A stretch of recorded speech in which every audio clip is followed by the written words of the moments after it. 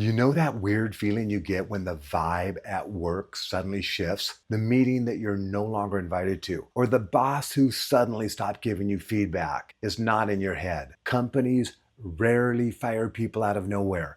They leave a trail of breadcrumbs first. Today, I'm revealing 4 silent signs that you're about to be let go. And more importantly, exactly what you need to do right now to protect yourself and your family. If you're new here, my name is Michael Dugan, and I train leaders for the largest organization of its type in the world. I've spent decades around high performers, leaders, and what I call super conscious human beings, refining a message centered on emotional resilience, adaptability, and staying valuable in a world increasingly automated by machines. If this sounds interesting to you, then please subscribe so you don't miss out on my future videos. Now, let's get into the video. The first sign is often not external, it's internal. You feel a quiet sense of fear, unease, or panic. Something feels off, even if you can't point to a specific event yet. This is where people often tell themselves they're overthinking, but intuition is often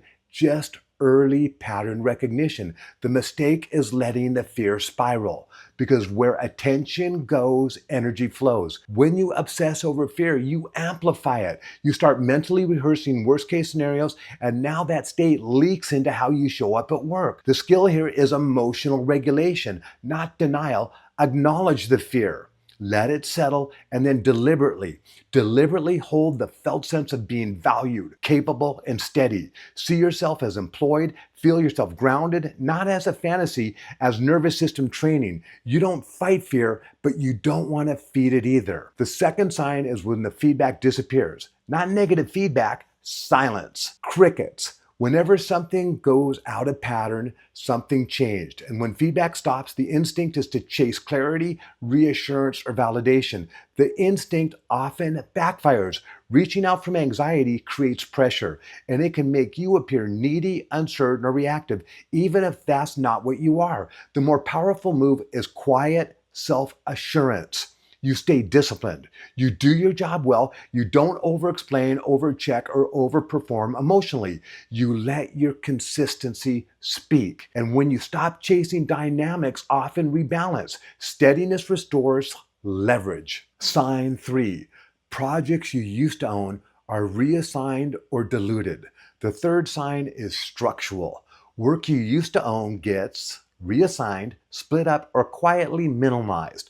This is where people often become resentful, territorial. That reaction costs you. The smarter response is to signal quality. You take what you still own and execute it with exceptional clarity and care. You look for value-adding opportunities that don't invade other people's space. You go the extra mile, not to prove to yourself, but because excellence is stabilizing. At the same time, you hold an internal posture of confidence, not fear. Value isn't declared, it's demonstrated calmly over time. The fourth sign, you're removed from meetings you used to attend. The fourth sign is visibility. You're no longer in meetings you were once invited to.